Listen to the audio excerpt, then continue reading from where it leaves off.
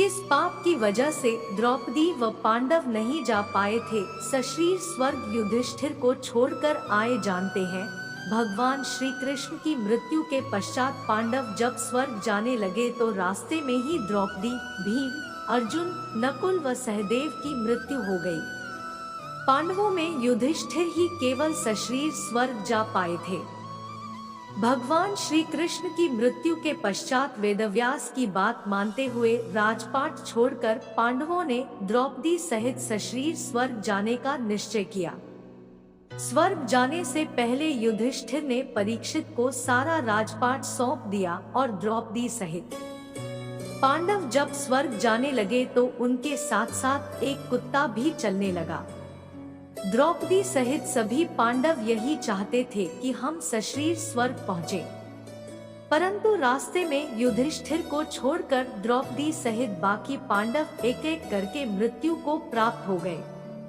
आइए जानते हैं कि किन पापों की वजह से युधिष्ठिर को छोड़ बाकी सभी लोग रास्ते में गिरकर मृत्यु को प्राप्त हुए थे। स्वर्ग जाते समय जब पांचों पांडव, द्रौपदी और कुत्ता सुमेरु पर्वत पर चढ़ रहे थे तो उसी समय द्रौपदी लड़खड़ाकर गिर पड़ी।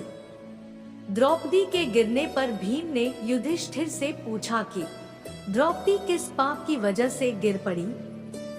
इस पर युधिष्ठिर ने जवाब दिया कि द्रौपदी हम सब में सबसे अधिक प्रेम अर्जुन को करती थी, इसलिए वह गिर पड़ी। ऐसा कहकर बिना पीछे देखे युधिष्ठिर आगे बढ़ गए। द्रौपदी के गिरने के बाद थोड़ी ही देर में सहदेव भी गिर पड़े। सहदेव के गिरने पर जब भीम ने युधिष्ठिर से पूछा तो युधिष्ठिर ने कहा कि सहदेव अपने को सबसे बड़ा विद्वान समझता था, इसी पाप की वजह से उसको गिरना पड़ा।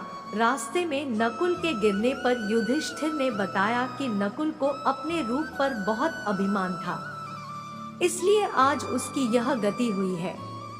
अर्जुन के गिरने पर जब भीम ने पूछा तब युधिष्ठिर ने बताया कि अर्जुन को अपने पराक्रम पर बहुत अभिमान था। वह कहता था कि मैं एक ही दिन में शत्रुओं का नाश कर दूंगा, लेकिन वह ऐसा न कर सका। अर्जुन की आज यह हालत इसी की वजह से हुई है। ऐसा कहकर बिना पीछे देखे युधिष्ठिर आगे बढ़ गए। रास्ते में जब सबसे अंत में भीम भी गिर पड़े तो उन्होंने अपने भी गिरने का कारण युधिष्ठिर से पूछा। भीम के पूछने पर युधिष्ठिर ने बताया कि तुम खाते बहुत थे और अपनी ताकत का झूठा प्रदर्शन भी करते थे, इसलिए तुम्हें आज धरती पर गिरना पड़ा। भीम को यह बात कहकर युधिष्ठिर कुत्ते के साथ आगे बढ़ गए। द्रौपदी सहित अन्य पांडवों के रास्ते में गिरने के बाद युधिष्ठिर जैसे ही कुछ दूर आगे चले थे कि स्वयं देवराज इंद्र अपना रथ लेकर युधिष्ठिर को लेने आ गए। इस पर युधिष्ठिर ने कहा कि द्रौपदी और मेरे भाई रास्ते में गिर गए हैं, आप ऐसी व्यवस्था कीजिए कि वे सब भी मेरे साथ चले। इस पर इंद्र ने कहा कि वे सब पहले ही शरीर त्याग कर स्वर्ग पहुंच चुके हैं और आपको सशरीर स्वर्ग जाना है। द्रौपदी और अपने भाइयों के बारे में इंद्र की बात सुनकर युधिष्ठिर ने कहा कि यह कुत्ता मेरा परम भक्त है और इसे भी मेरे साथ स्वर्ग चलने की आज्ञा दीजिए। तब इंद्र ने ऐसा करने से मना कर दिया, लेकिन जब युधिष्ठिर नहीं माने तब कुत्ते का रूप धारण किए यमराज ने अपने वास्तविक रूप को दिखाया। इस तरह युधिष्ठिर को अपने धर्म में स्थित देखकर यमराज बहुत प्रसन्न हुए और देवराज इंद्र युधिष्ठिर को सशरीर अपने रथ में बैठाकर स्वर्ग ले गए।